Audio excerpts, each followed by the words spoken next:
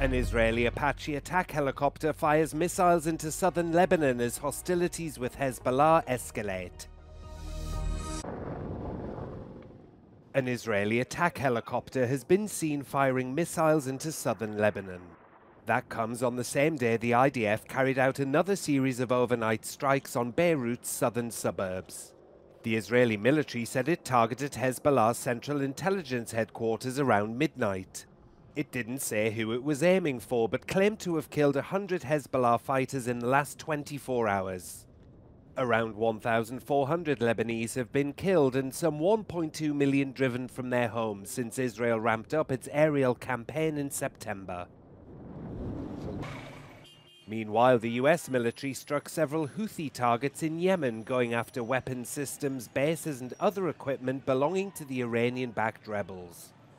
According to Houthi media, 7 strikes hit the airport in the major port city of Hodeidah and the Kataib area, which has a Houthi-controlled military base.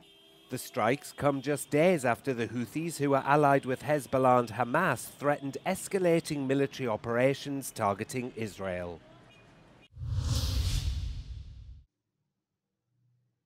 Ukraine's military intelligence agency has claimed responsibility for killing the head of security at the Zaporizhzhia nuclear power plant. The agency posted a video on its Telegram channel showing an SUV exploding. Hours later, the Russian Investigative Committee confirmed that Andrei Korotkyi was killed. The GUR said Korotkyi was a war criminal and voluntarily collaborated with Moscow after it seized control of the nuclear facility in the early weeks of the war.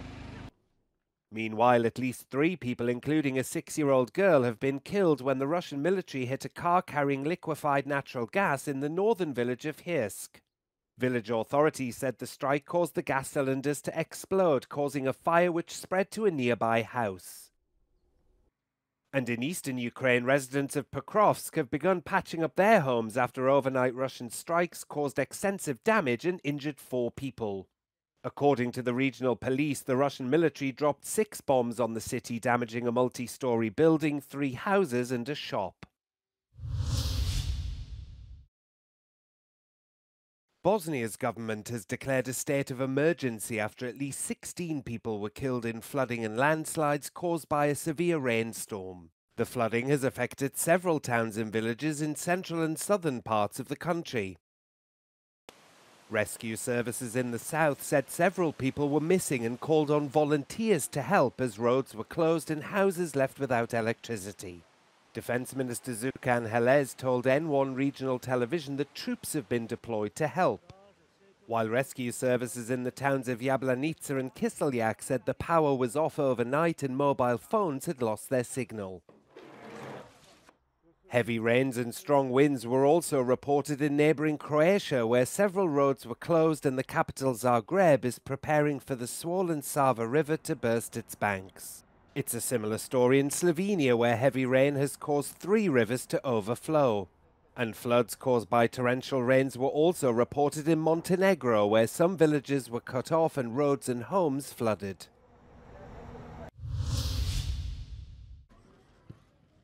Certain FIFA rules on international player transfers are in breach of EU law, the EU's top court said on Friday.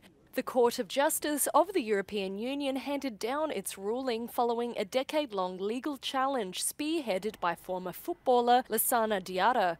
According to the ECJ, certain FIFA rules impede the free movement of footballers wanting to progress their careers by working for new clubs. In 2013, Diarra signed a 4-year contract with Russian team Lokomotiv Moscow, but the deal was terminated after Diarra was allegedly unhappy with pay cuts. Lokomotiv Moscow applied to FIFA for compensation, with its arbitration court finding Diarra's sacking was based on just cause.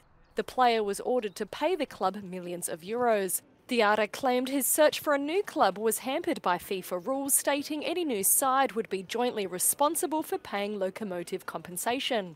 FIFPro, the union representing footballers, celebrated the recent ECJ ruling, saying it would change the EU sporting labour market.